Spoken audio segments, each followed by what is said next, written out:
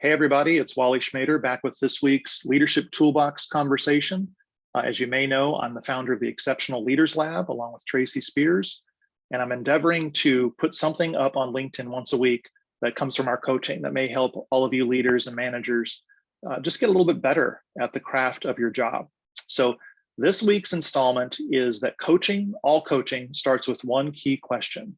And in understanding this question, you can save yourself literally decades of frustration in trying to get results through other people, right? Which is what leadership is.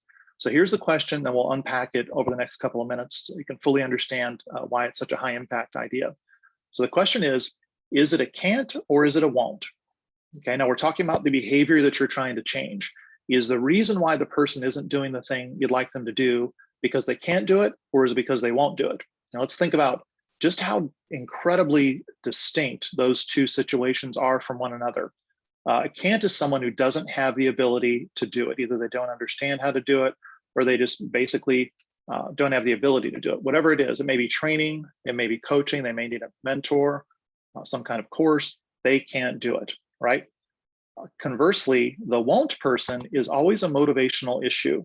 There's some reason why they don't want to do it. They refuse to do it. They could, they just don't, right? And you see how very different those things are. And as we talk about how to save time and make our coaching more effective, it's useful to think about this really in a very binary way, because when you can get into that and understand it in that way, it makes the decisions you make as a coach, as a leader, much easier. So let's unpack this. I'm going to show you a couple of quick graphics here just to drive this home. And I think it's going to stick if we look at it in this way and maybe affect your future coaching. So here we go.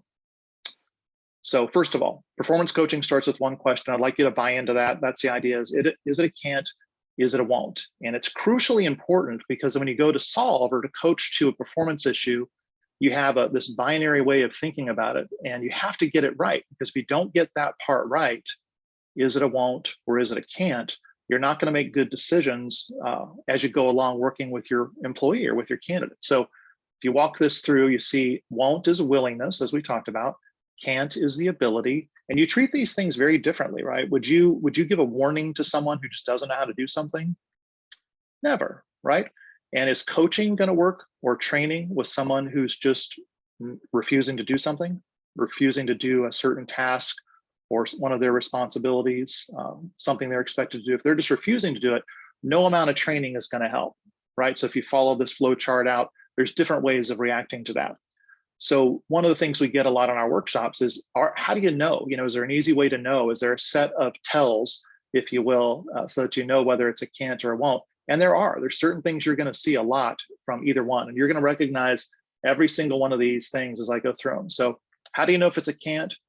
We know it's an ability issue, right? They don't know how to do it. You're going to see people making excuses, right, as to why they're not doing something. You're going to see a pronounced lack of initiative, which I think, wouldn't we all have a lack of initiative to do something if we actually didn't know how?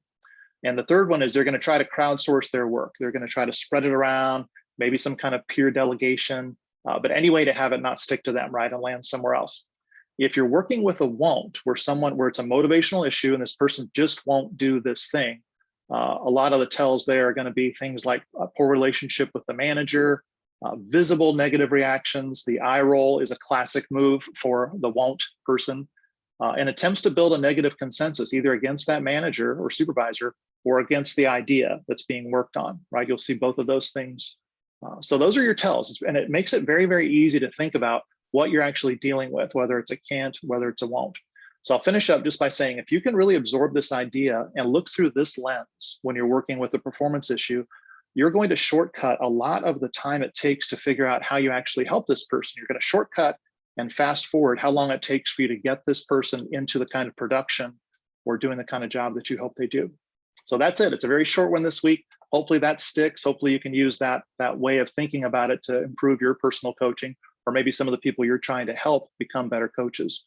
For more information, more ideas like this one, we have a lot of content on our exceptionalleaderslab.com website. Of course, there's videos there. We've got a brand new course, the Exceptional Leaders Playbook, that's in there. And of course, our 4 books are available on the site and on Amazon as well. So as always, thank you for your attention. Enjoyed spending a few minutes with you today. We'll look forward to seeing you next week. Thank you.